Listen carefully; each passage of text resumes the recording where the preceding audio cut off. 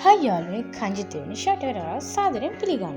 මුලින්ම කංජි මිශ්‍රණය දමා එයට උණු වතුර අඩු කෝප්ප 9ක් දමා විනාඩි 15ක් පමණ හොඳින් හැදිගමින් තම්බා ගන්න. පසුව සීනි හා පොල් කිරි මිශ්‍ර ස්වාභාවික රසකාරකත්වයට දමා අඩු කෝප්ප 2ක උණු වතුර දාලා විනාඩි 5ක් පමණ හොඳින් හැදිගමින් තම්බා ගන්න.